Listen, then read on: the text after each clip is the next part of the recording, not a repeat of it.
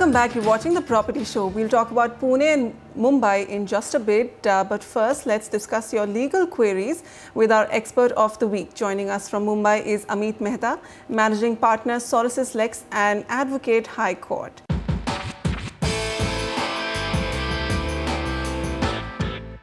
Amit, thank you so much for joining us today. Let's right away just start our Q&As. Our first caller on the line is Akshay Bindal. Akshay has a question for us. Hi Akshay, go ahead. Akshay, what's your question for Amit? Yeah, my question is, I have a joint property in Pratik area. That is with my brother-in-law. Now my brother-in-law wants to sell that property and my wife will be purchasing that. So my brother-in-law and my wife are both are into blood relations. So I am saying that it's not a transfer to Pratik, it's just an internal transfer between me and my brother-in-law, which Pratik is saying it's a transfer and you need to pay around 1,40,000 to them. If this is not transfer, then I need to pay only 11,000 as processing fee. Okay, so Amit, Akshay's point of view is that he is just transferring his property within blood relations, within his family. Does it still amount to transfer charges? And his builder is asking for a 2% transfer levy, and that amounts to quite a bit of his original sum.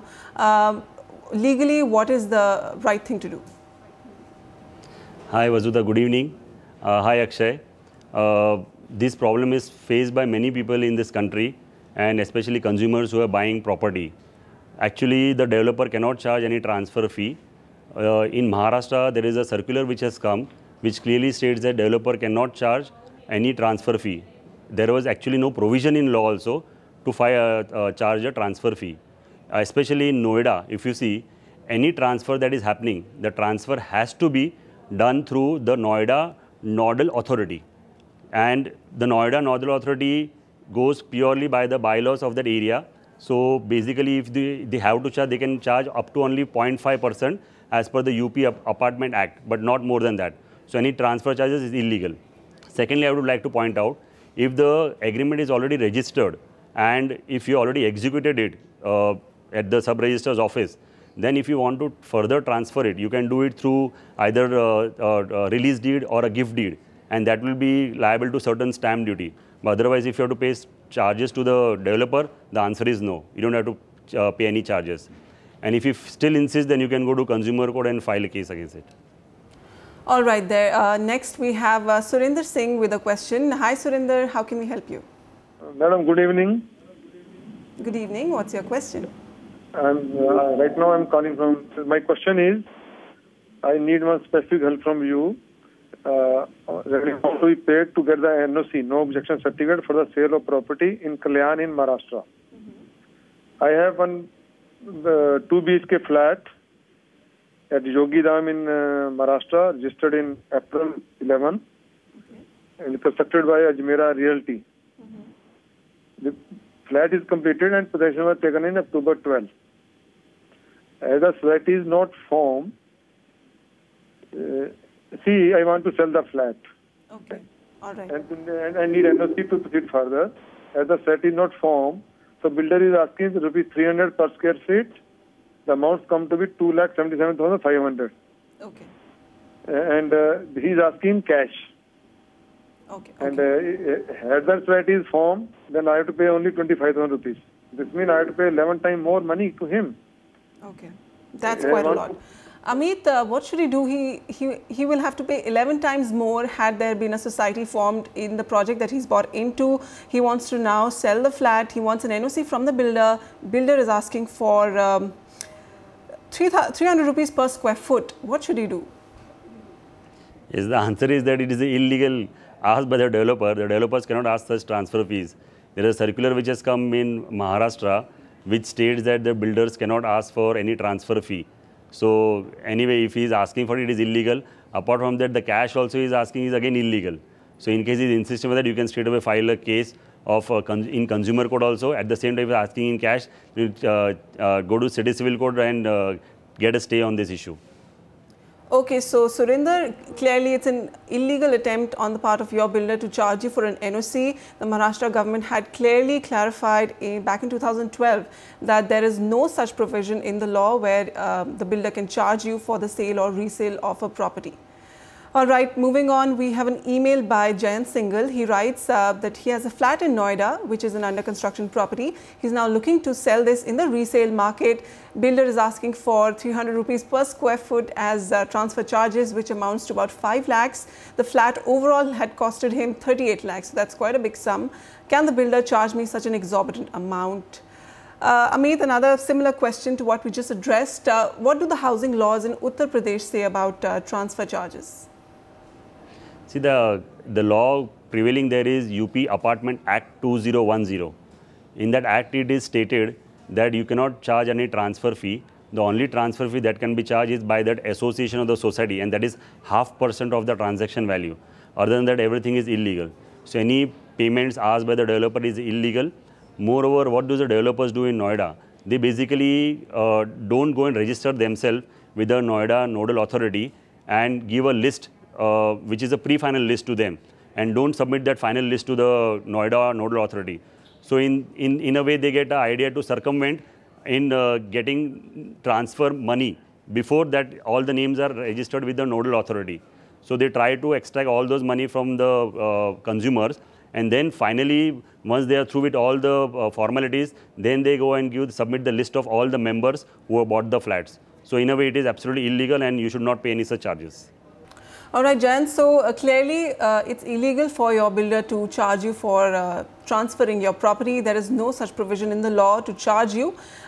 You should ask your builder for an NOC, and if the builder refuses, then you can probably file for your transfer application after the society is registered. All right, Amit Mehta, thank you so much for joining us on the show and actually breaking down the various charges that a buyer is liable to pay and what is legally right and what is not. Thank you so much for joining us on the show.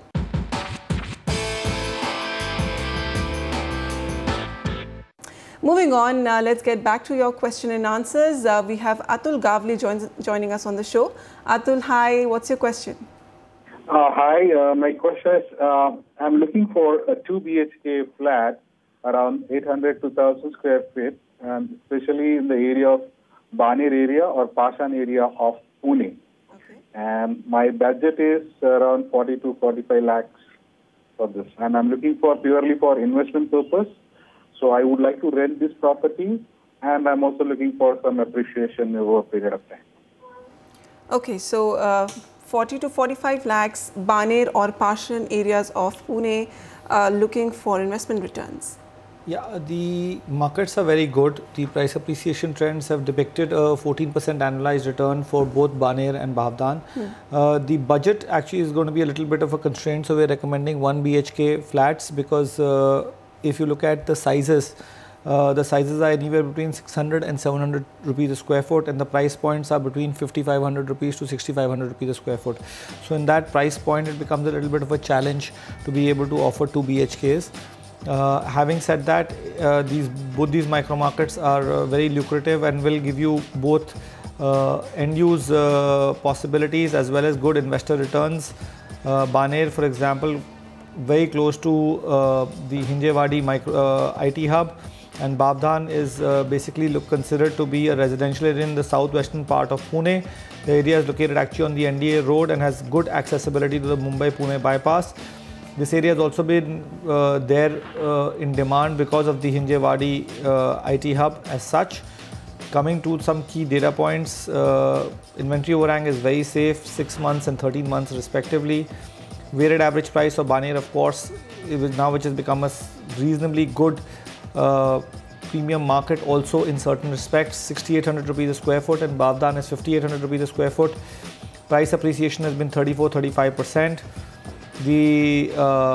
The recommendations from our side are Souvenir by Sarthi Group. This is 5,600 rupees a square foot, 2015 being the completion year, available with the developer. This project is located in Baner Annex next to the Mumbai-Pune highway. It's only 1.5 kilometers from there, and it's a reputed builder. He's completed quite a few projects in that micro market or in Pune as such.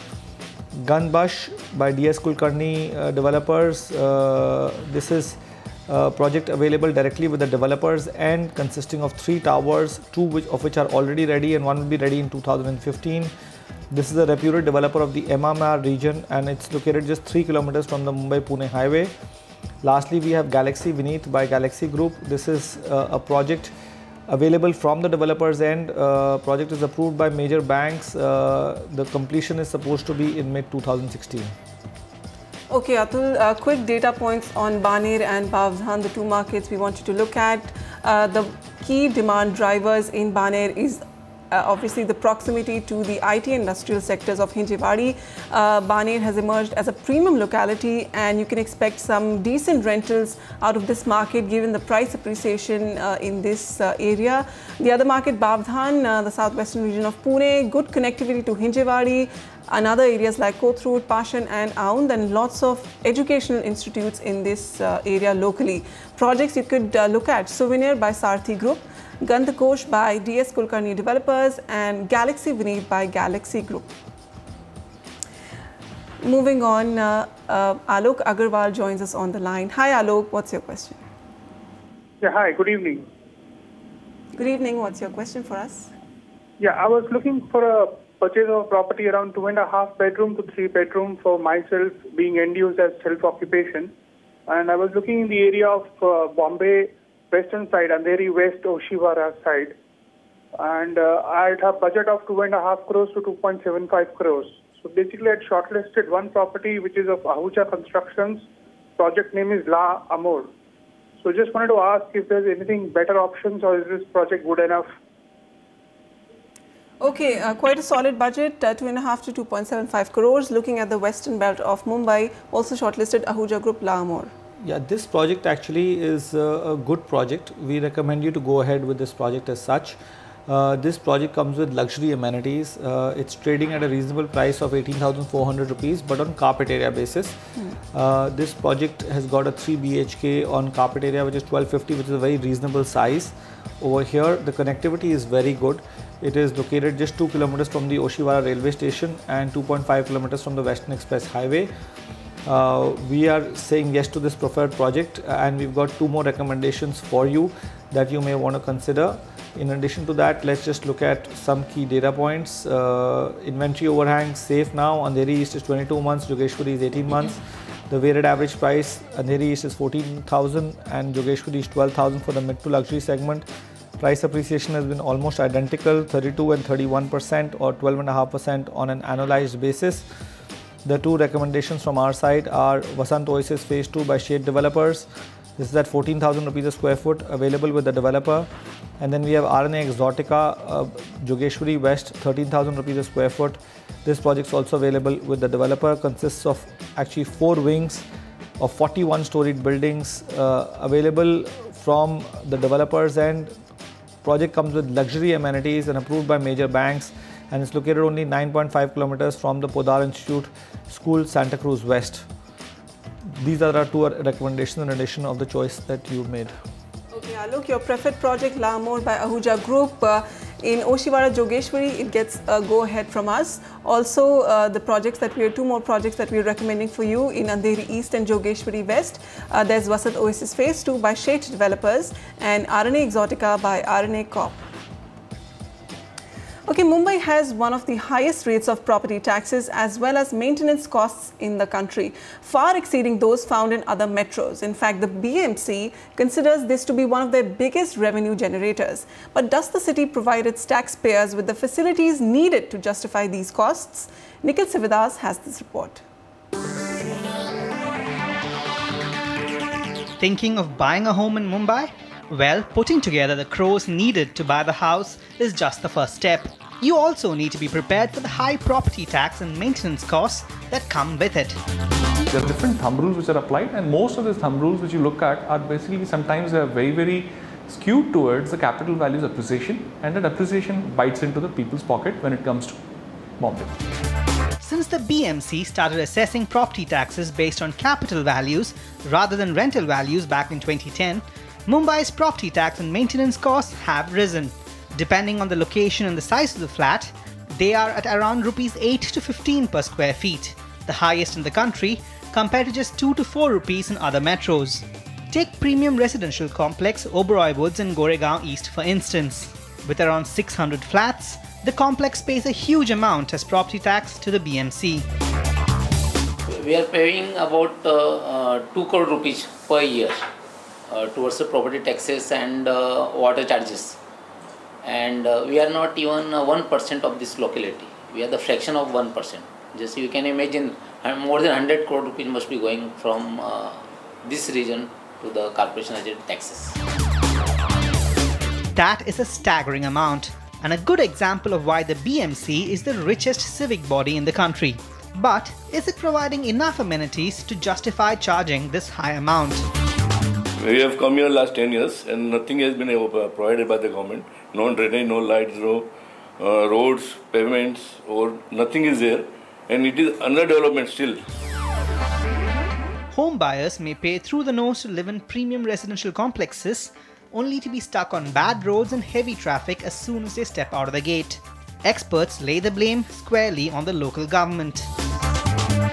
Conditions are gone into red because there is infrastructure which has happened after the complexes come in. Most of the times we've seen that it's not proactive planning which is happening from the municipality. So if the civic body cannot provide the facilities it charges for, shouldn't it consider reducing property tax rates? The administration is not working for which they have been paid for. After election they forget their duty towards the society and are more interested in earning the money. No system would ever charge you for facilities that you don't get to enjoy.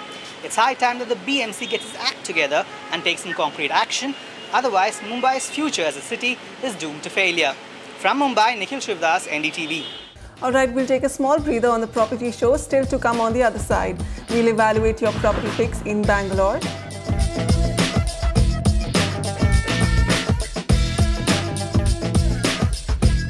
And also on the show, mid-segment homes in Karnataka's other hot emerging market, Mysore.